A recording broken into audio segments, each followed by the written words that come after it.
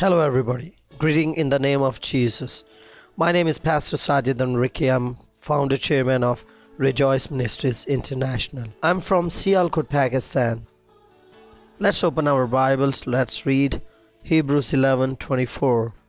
By faith, Moses, when he had grown up, refused to be known as the son of Pharaoh's daughter.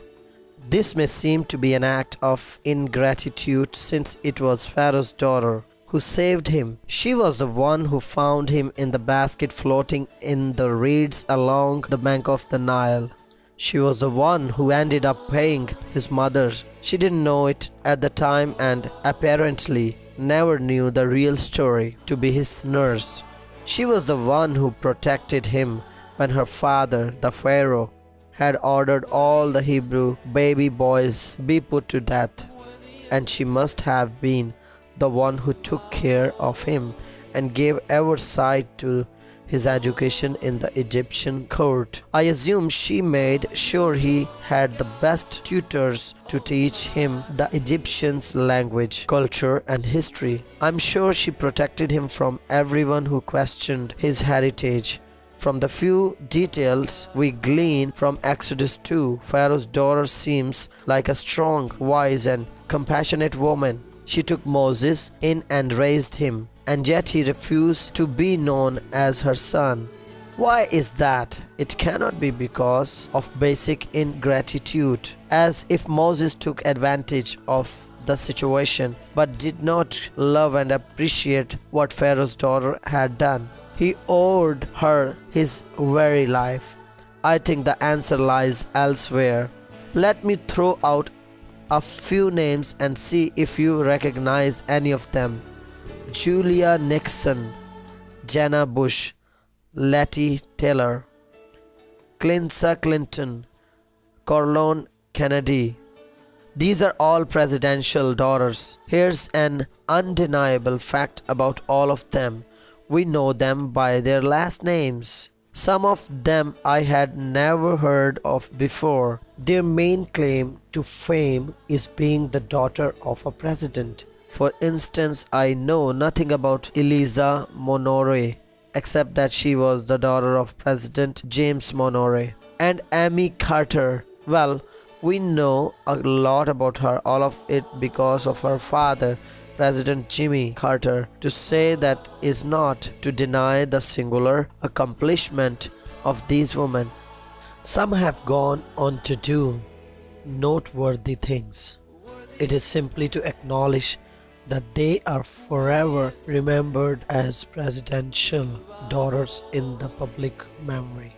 The same was surely true, and much more so, for Pharaoh's daughter. After all, he was the most powerful man in the world.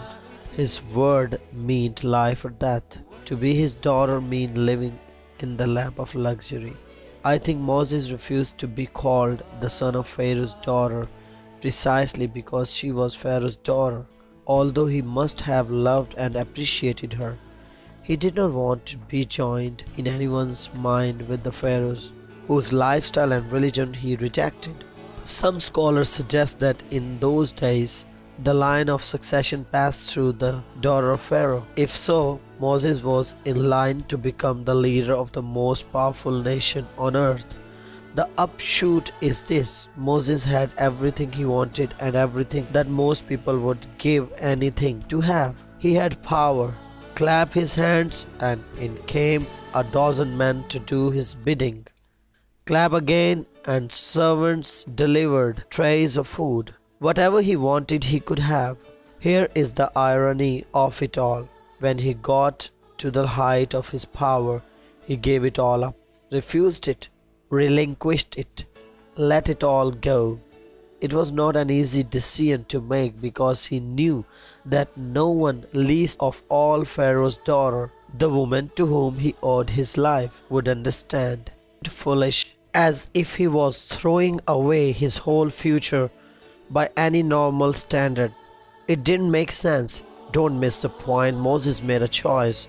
Our problem is not that we don't make the choice. It is rather that we don't see that a choice even needs to be made.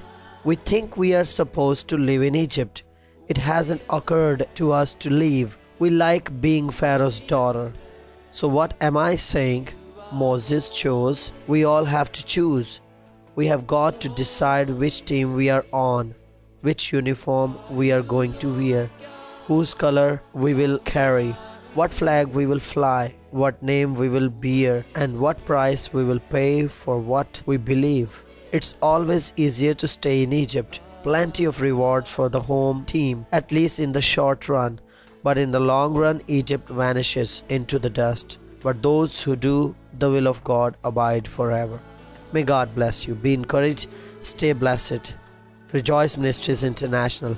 Our email is rejoice_church@yahoo.com.